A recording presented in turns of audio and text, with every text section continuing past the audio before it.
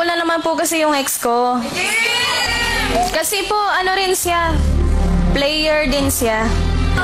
Magaling siya maglaro ng feelings. Hindi, nagbabasketball din siya. Pero ang problema po kasi sa kanya, masyado niyang ipinapasok yung basketball sa relasyon naming dalawa. Meron po yung tinuring niya akong parang bola. Pinaglaruan niya po ako, tapos kunyari, ayaw niya akong maagaw ng iba. Kunyari, pinoprotektahan niya ako.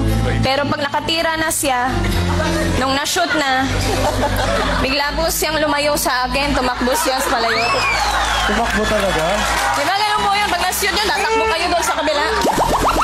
Paano ulit yung shoot tapos tumakbo? Pag na-shoot po na ganyan, tatakbo po ulit na ganun. So, sinut tapos tinakbuhan ka? Opo, parang ganun po yung pakiramdam ko. At saka minsan po nalilito po ako kung basketball player ba siya o referee. Kasi po, ang nakikita na lang niya sa akin, yung mali. Minsan nga po, kahit wala akong ginagawa, sabi niya, mali ako. Kaya akala ko po referee siya.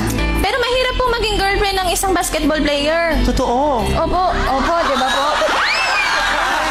Hindi na kwento sa akin kasi I have friends. Been there, done that. Mahirap po.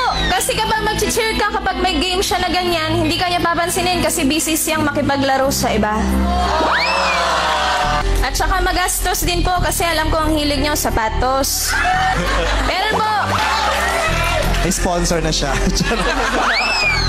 Binilan ko po siya ng sapatos. Hindi ko naman po akalain na yung sapatos na yun ang gagamitin niya para takbuhan po ako. At saka lagi pa po ako nag-aabot sa kanya ng energy drink. Hindi ko rin po akalain na yung lakas na makukuha niya doon, yun yung gagamitin niya para iwanan ako. Kaya iniwanan ko na po siya kasi marami naman siyang rebound. Yan lang po ang sabi ko doon sa ex. Masensya na po, naalala ko, mga basketball players kasi ito eh. I feel you. Relate po. Saang part po kayo nakarelate doon? Dun sa rubber shoes.